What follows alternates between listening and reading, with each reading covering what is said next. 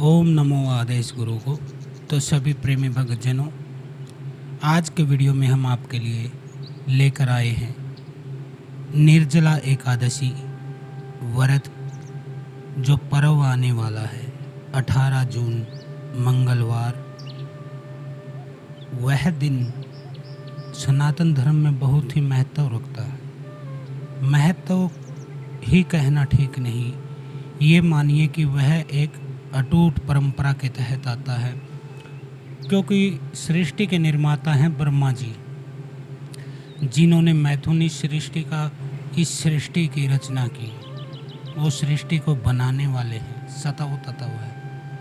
उसके बाद नंबर आता है। सृष्टि बनाना एक बात होती है, जैसे संतान पैदा करना एक बात होती है, लेकिन उसका लालन पालन करना, उसको खिलाना पिलाना, पढ़ाना लिखाना, योग्य बनाना, उसके दुख सुख में, बीमारी में साथ देना, यानी कि उसको वृद्धि करना, वह रजो तत्व के रजोगुण के अंतर्गत आता है। और इसके प्रधान कौन है? इसके प्रधान है भगवान विष्णु। तो निर्जला एकादशी जो है वह भगवान विष्णु को समर्पित है। इस एकादशी के दिन अनेक उदाहरण मिलते हैं कि अनेक लोगों ने इसके द्वारा अपने जीवन में बदलाव लाए हैं। आध्यात्मिक जीवन में ऐसे चमत्कार उनके आए हैं और भगवान की कृपा ऐसी हुई है कि उनके जीवन से कष्टों का निपटारा हो गया है। इस व्रत को देव व्रत भी कहते हैं दोस्तों, और यह ज्येष्ठ माह के शुक्ल पक्ष में पड़ने वाली एकादशी होती है। इसको सभी देव दानव, नाग, यक्ष, गंधर्व, किन्नर, नवग्रह जिनसे आप पीड़ित रहते हैं, वह ग्रह भी अपनी रक्षा के लिए और भगवान विष्णु जी की कृपा पाने के लिए इस एकादशी के व्रत को करते हैं। आपके जीवन में आध्यात्मिक उन्नति और सुख शांति समृद्धि के लिए यह व्रत किया जाता है। तो इसकी शुरुआत कैसे हुई उसके विषय में अलग अलग लोगों के अलग अलग मत हैं। हम आपको यहाँ दो मतों को जो है आपके रूबरू लाएंगे, आपको जानकारी देंगे। पहला जो मत है और जो एक ठोस मत है, महत्वपूर्ण मत है, वह है द्वापर युग का, जब महर्षि वेद व्यास जी ने पांडवों को इसका महत्व समझाया था। इस निर्जला एकादशी का व्रत करने की सलाह दी थी, क्योंकि वेद व्यास जी ने धर्म, अर्थ, काम और मोक्ष देने वाली इस एकादशी का संकल्प जब कराया तो कुंती पुत्र भीम ने पूछा, जो भीम बलशाली होते थे, उन्होंने कहा, हे देव, मेरे पेट में तो वक्र नामक अग्नि है, उसको शांत करने के लिए मुझे कई बार खाना खाना पड़ता है। कई बार खाना खाने के कारण मैं ये कैसे व्रत कर पाऊंगा? मैं तो इसके फल से वंचित रह जाऊंगा बुरी तरह से। तो ऐसा कहने पर वेद व्यास जी ने उन्हें समझाया था, हे कुंती नंदन, धर्म की यही विशेषता है कि वह सबको धारण नहीं करता, बल्कि योग्य साधन और व्रत नियमों की लचीली व्यवस्था भी करता है। तुम्हें साल में कभी ज्येष्ठ मास की शुक्ल पक्ष की एकादशी का व्रत किया करो। खाली तुम एक व्रत यह कर लेना, उससे पूरे साल की 24 एकादशियों का फल तुम्हें मिल जाएगा। तुम इस लोक में तो सुख और यश को प्राप्त करोगे ही करोगे, यहाँ तो तुम्हारा नाम होगा, सुख शांति समृद्धि प्राप्त करोगे ही, लेकिन वैकुंठ धाम को भी प्राप्त करोगे अंत में। ऐसा वेद व्यास जी ने भीम को बताया था। तभी से वर्ष भर की सभी 24 एकादशियों का पुण्य केवल इस एकादशी को, यानी कि भीमसेनी एकादशी या फिर पांडव एकादशी इसको कह सकते हैं, इस दिन दिया जाता है। इस दिन जो व्यक्ति निर्जल रहकर ओम नमो भगवते वासुदेवाय इस मंत्र का जप करता है, वह जन्म जन्मांतर के पापों तापों से मुक्त हो जाता है और श्री हरि के धाम को प्राप्त करता है। तो यह एक कथा थी जो इससे जुड़ी हुई है। दूसरी कथा है नारद जी की। नारद जी को भी ब्रह्मा जी ने कहा था कि तुम निर्जला एकादशी व्रत करो, यह भगवान विष्णु को सबसे प्रिय है। तो नारद जी ने इसको 1000 वर्ष तक किया था। कठोर उनका व्रत था। 1000 वर्ष के व्रत के बाद उन्हें चारों तरफ नारायण ही नारायण दिखाई देने लगे थे और वह श्री नारायण की इस माया से भ्रमित हो गए। उन्हें लगा कि कहीं यही तो विष्णु लोक नहीं। तभी उनको भगवान विष्णु के साक्षात दर्शन हुए और मुनि नारद की प्रेम पूर्वक भक्ति से, स्वार्थहीन भक्ति से प्रसन्न होकर विष्णु जी ने उन्हें अपने भक्तों में श्रेष्ठ स्थान दिया था। तभी से इस व्रत की शुरुआत हुई है। ऐसे 2 मत हैं जो मैंने आपको बताए। अब मैं आपको एक विधि दे देता हूँ कि आपको इस दिन करना क्या है, और बेटा इसको जैसे मैं बता रहा हूँ आपको वैसे ही करना है। इसमें आप 2 कार्य कर सकते हैं। प्रथम जो कार्य है वह है, आप इस एकादशी का जो मैं साधना दूर दे रहा हूँ उसके फल से आप अपने पितरों को तृप्त कर सकते हैं, संतुष्ट कर सकते हैं, उन्हें शक्तिशाली बना सकते हैं। भगवान विष्णु की कृपा जैसे ही उन्हें मिलेगी वह शक्तिशाली रूप में सामने आएंगे और आपकी रक्षा करेंगे, आपकी अन्न की, धन की, संतान की वृद्धि में आपका साथ देंगे। जब पितृ कमज़ोर हो जाते हैं तभी लोगों के जीवन में समस्याएं आती हैं। तो इसके 2 प्रयोग आप कर सकते हैं।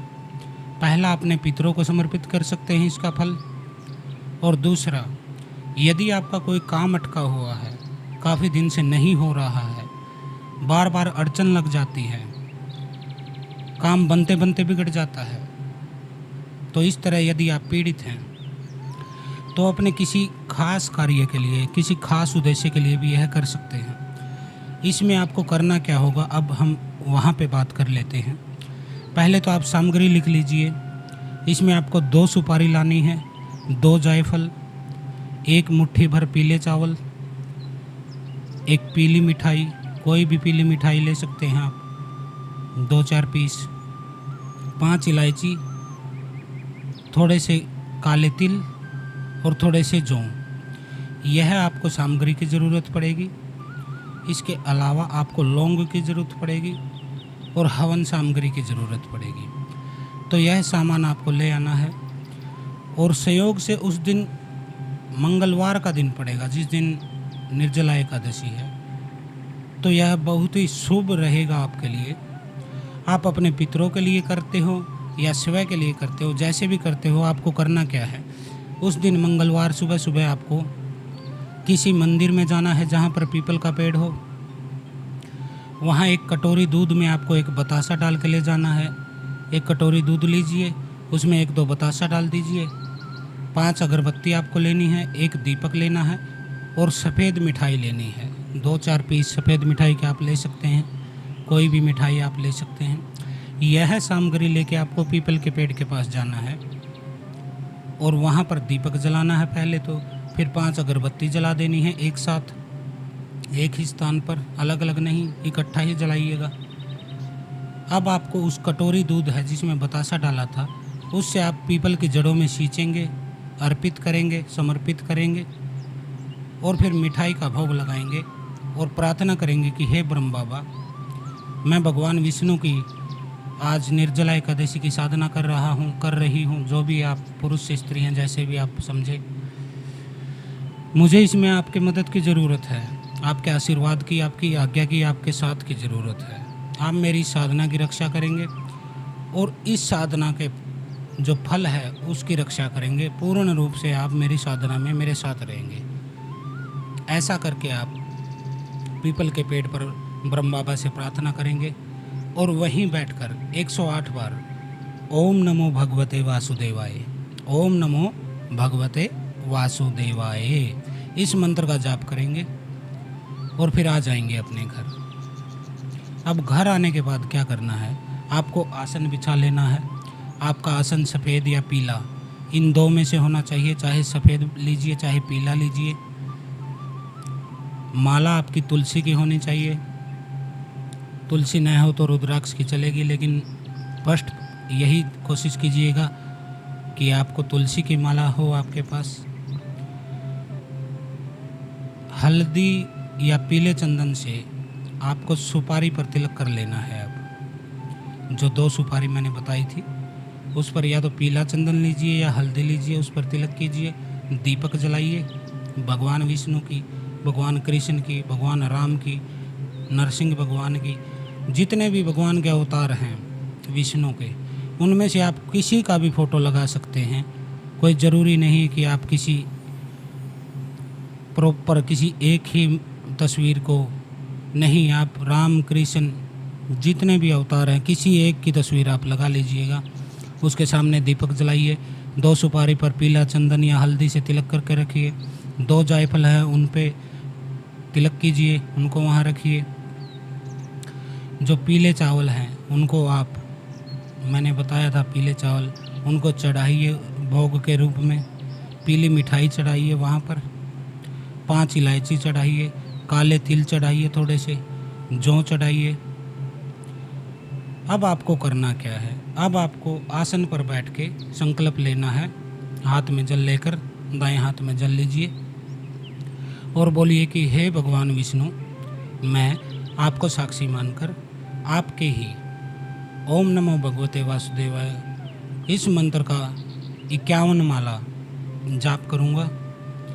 और 51 माला का जो फल है 10% मैं अपने गुरु को समर्पित करता हूँ, योगी आनंद जी को। वह मेरी साधना में मेरी मदद करें। इसके अलावा जो 90% भाग है मैं वह भगवान विष्णु आपको ही समर्पित करता हूँ। उसका पूर्ण फल मेरे पितरों की संतुष्टि में, शांति में, मुक्ति में, तृप्ति में और शक्तिशाली रूप में, वो शुद्ध रूप में वो आ जाएं, उनके लिए यह फल लगना चाहिए। इस तरह से आपको संकल्प लेना है, बोलना है अपना नाम, पिता का नाम, जहाँ रहते हैं जगह का नाम। आज अपने गुरु की आज्ञा से यह साधना कर रहा हूँ। तो इस तरह से आपको संकल्प ले लेना है, जल ज़मीन पर छोड़ देना है। अब आपको बैठ जाना है आसन में, बिल्कुल कमर सीधी करके। और गुरु मंत्र का आपको 21 बार जाप करना है। गुरु मंत्र इस साधना के लिए कौन सा रहेगा मैं बता देता हूँ। भगवान शिव का यह मंत्र रहेगा, ओम ह्रीम रोम नमः शिवाय, ओम ह्रीम रोम नमः शिवाय। तो 21 बार इसका जाप करेंगे। उसके बाद सीधा सीधा भगवान विष्णु के ओम नमो भगवते वासुदेवाय, ओम नमो भगवते वासुदेवाय, इस मंत्र का जाप करेंगे, ओम नमो भगवते वासुदेवाय। तो इसका आप 51 माला जाप कीजिए। आप यह 2 बार भी कर सकते हैं दिन में, सुबह और शाम आधा आधा जाप कर सकते हैं। और एक बैठक में करें तो सबसे बेस्ट है, क्योंकि एक बैठक में करते हैं तो संपूर्ण ऊर्जा एक ही समय जो है उत्पन्न होती है और आपको उसका पूर्ण फल मिलता है। जब के समय आपका मुख उत्तर दिशा की तरफ होना चाहिए। उत्तर दिशा की तरफ आपको मुख करके आसन पर बैठना होता है। और आप 51 माला इसका जाप कर दीजिए। अब आपको करना क्या है, जो 2 सुपारी है, 2 जायफल है, पीले चावल है, मिठाई है, 5 इलायची हैं, इस सामग्री को आपको किसी पैकेट में बांध के रख लेना है, किसी प्लास्टिक की थैली में रख लेना है। और इसको बहते जल में आपको प्रभावित करके आना है, क्योंकि जल देवताओं का मुख माना जाता है। देवताओं के मुख अग्नि और जल होते हैं। अग्नि पर हवन में भोग दिया जाता है, उसका फल देवताओं को मिलता है। जल में करते हैं, उसका भी पूर्ण फल आपके इष्ट तक पहुंचता है। और भगवान विष्णु जो हैं उनका एक नाम है नारायण। और नारायण का शाब्दिक अर्थ क्या है, नर आयण। आयन का मतलब होता है पानी, नर का मतलब होता है मनुष्य, इंसान, जो कुछ भी बोलिए, पुरुष बोलिए, उसे व्यक्ति बोलिए, जो भी आपकी भाषा में। तो जो जल में रहता है नर, उसे नारायण कहा गया है। आयन का मतलब होता है पानी, क्योंकि वो जल में शेषनाग की शैया पर योग निद्रा में लेटे रहते हैं। लक्ष्मी जी उनके चरण दबाती रहती हैं, इसलिए उनका एक नाम नारायण पड़ा है। तो आपको ये सभी चीज़ें जो है, 2 सुपारी, 2 जायफल, पीले चावल, मिठाई, 5 इलायची, ये आपको कर देनी है। कहाँ? जल में भगवान विष्णु को प्रार्थना करके कि भगवान विष्णु, यह सामग्री मैं आपको समर्पित कर रहा हूँ, इसे स्वीकार कीजिए। अब आपको घर आ जाना है और आपको एक छोटा सा हवन करना है। आप इस साधना को पूर्ण करने के लिए इस हवन में क्या क्या सामग्री चाहिएगी, मैंने आपको थोड़े से काले तिल बोले हैं, थोड़े से जौ बोले हैं, 108 लौंग बोली है और हवन सामग्री बोली है। तो इस सामग्री को मिक्स कर लीजिए आप सभी सामग्री को। घी डालिए इसमें, घी की सामर्थ्य न है तो तेल डालिए, चमेली का तेल डाल सकते हैं आप। तो इसको हवन सामग्री को तैयार करके हवन कुंड में सबसे पहले आपको गणेश जी के नाम से आहुति देनी है, ओम गण गणपते नमः। उसके बाद आपको ओम नमः शिवाय कहकर भगवान शिव को आहुति देनी है। तीसरा आपको ओम क्रीम कुल देवीये नमः, अपनी कुल देवी को देनी है आहुति। उसके बाद यदि आपके कुल देवता हैं तो ओम श्री कुल देवताय नमः स्वाहा, उसको डालिए। अब आपको अपने घर के पितरों के लिए ओम मम सर्व पितृभ्यो नमः, इस तरह से स्वाहा लगाकर पितरों को दीजिए। तो इन देवताओं को आहुति देने के पश्चात अब आपको 51 आहुति देनी है गुरु मंत्र की। ओम रीम रोम नमः शिवाय, ओम रीम रोम नमः शिवाय स्वाहा, ऐसे बोल के आपको 51 आहुति गुरु मंत्र की दे देनी है। और बाकी सारी जो सामग्री है उसकी ओम नमो भगवते वासुदेवाय स्वाहा, इस तरह से बोल बोलकर आपको इसकी आहुति देनी है। यज्ञ की समाप्ति पर इसकी जो भस्म है शांत हो जाने पर उसको जल प्रवाहित कर देना है। आपकी साधना संपूर्ण हुई। एकादशी की जो साधना है इसमें आप संकल्प में बोल सकते हैं, आप अपने पितरों के लिए कर रहे हैं ताकि वह शक्तिशाली हो जाए, प्रेत योनि से जो पड़ा है पितर आपका मुक्त होकर पितरलोक चला जाए, या फिर आप स्वयं के किसी खास उद्देश्य के लिए, किसी खास कार्य के लिए जो अटका पड़ा है, तो वह आप संकल्प में बोल सकते हैं। संकल्प एक बार फिर से बता देता हूँ आप कैसे ले सकते हैं। आपको हाथ में जल ले लेना है, बोलना है हे पूर्ण परमात्मा, हे भगवान विष्णु, मैं आपको साक्षी मानकर आज संकल्प लेता हूँ कि मैं, अपना नाम बोलिए, पिता का नाम बोलिए, यदि आप स्त्री हैं तो पति का नाम बोलिए, शादीशुदा नहीं हैं, कुंवारी हैं तो फिर पिता का नाम बोलिए, लड़के हैं पुरुष है तो पिता का नाम बोलिए, अपनी जगह का नाम बोलिए जहाँ रहते हैं, और संकल्प लीजिए कि हे भगवान विष्णु, मैं संकल्प लेता हूँ, लेती हूँ कि आज निर्जला एकादशी के उपलक्ष्य में मैं भगवान विष्णु आपके ओम नमो भगवते वासुदेवाय मंत्र की साधना करूँगी। इसका 10% भाग मैं अपने गुरु योगी आनंद जी को समर्पित करती हूँ और प्रार्थना करती हूँ कि गुरु जी मेरी साधना में मेरा साथ दीजिए, मेरे साथ रहकर इसे पूर्ण करवाइए। यदि कोई बाधा आती है तो उसे हटाइए। और बाकी 90% जो भाग है मेरी साधना के फल का, वह मैं अपने पितरों को समर्पित करता हूँ, ताकि यदि वह प्रेत योनि में है तो उन्हें मुक्ति मिले, यदि वह पितृ योनि में है तो उन्हें सुख, शांति, संतुष्टि, तृप्ति और शक्ति मिले, जिससे कि वह हमारी रक्षा कर सके, हमारी वृद्धि में, हमारी बढ़ोतरी में, उन्नति में अपना आशीर्वाद दे सके। यदि आपको किसी खास उद्देश्य के लिए करना है तो आप बोलिए कि मुझे इस कार्य के लिए भगवान विष्णु के आशीर्वाद की ज़रूरत है, इसलिए मैं यह साधना कर रही हूँ। संतान प्राप्ति के लिए, धन प्राप्ति के लिए, बीमारी से मुक्ति के लिए, कोई प्रॉपर्टी आदि का विवाद है उसके निपटारण के लिए, मतलब कोई भी आपका कार्य है जो हो नहीं रहा है, अटका पड़ा है, तो उसी तरह से आप बोलिए कि मैं 10% भाग अपने गुरु को समर्पित करती हूँ, 90% भाग जो है वो भगवान विष्णु को समर्पित करती हूँ। मेरा फला कार्य रुका हुआ है उसको आप पूर्ण करवाइए, मुझे आशीर्वाद दीजिए, कृपा कीजिए। यदि साधना में कोई गलती रह गई हो तो उसके लिए मुझे क्षमा कीजिए, नादान जानकर, मूर्ख जानकर, बच्चा समझकर।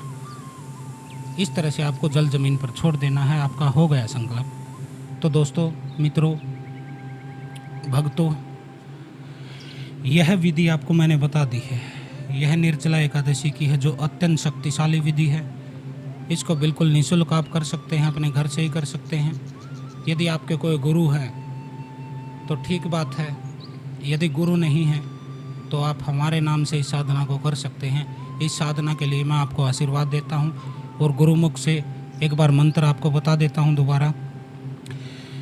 आपको गुरु मंत्र जो है 51 बार जपना है और 51 ही आहुति देनी है। वो है ओम ह्रीम ह्रोम नमः शिवाय, ओम ह्रीम ह्रोम नमः शिवाय। और जो आपका शक्ति मंत्र रहेगा इस साधना का, ओम नमो भगवते वासुदेवाय। तो मैंने ये दोनों ही मंत्र अपने गुरुमुख से आपको बता दिए। आप इन्हें सुन के जाप कर सकते हैं, आपको पूर्ण फल की प्राप्ति होगी। मेरा आशीर्वाद आपके साथ है। यदि आप मेहनत करते हैं, संघर्ष करते हैं, पूर्ण आस्था और श्रद्धा से इस साधना को करते हैं, तो आपको इसकी पूर्ण फल की प्राप्ति होगी। आपके बिगड़े हुए काम बन जाएंगे। आपके पितर शक्तिशाली रूप में, शुद्ध रूप में, सात्विक रूप में ऐसे स्थापित हो जाएंगे कि फिर बाहर की शक्तियाँ आपको पीड़ित नहीं कर पाएंगी। लेकिन उसके लिए आपको विधि विधान से, जैसे मैंने बोला है, खाली वैसे करना है। अपना दिमाग नहीं लड़ाना है कि गुरुजी ने तो ऐसा बोला था, मैंने कहीं पढ़ लिया कि सुपारी की जगह ये कर दूं, 4 सुपारी कर दूं, पीले चावल की जगह मीठे चावल कर दूं। अपना दिमाग नहीं लड़ाना बेटा। तंत्र में जो विधि गुरु मुख से दी जाती है वही सर्वमान्य होते हैं। हमें भी हमारे गुरु ने दी है, हम आपको दे रहे हैं। कल को आप आगे दे सकते हैं। यदि आप हमारे की तरह इस लाइन में आए, भक्ति लाइन में आए, अध्यात्म में आगे बढ़े, आप में कोई ईश्वर का श्रद्धा, कोई प्रसाद, उनकी कोई तरंग, कोई सुगंध, कोई किरण यदि तुम्हारे भीतर उतर गई, तो तुम भी मेरी तरह फिर आगे लोगों को कल्याण मार्ग की जो है रास्ता बताने लगोगे। आज के लिए इतना ही। हर हर महादेव, ओम काली, जय भगवान विष्णु, ओम नमो आदेश।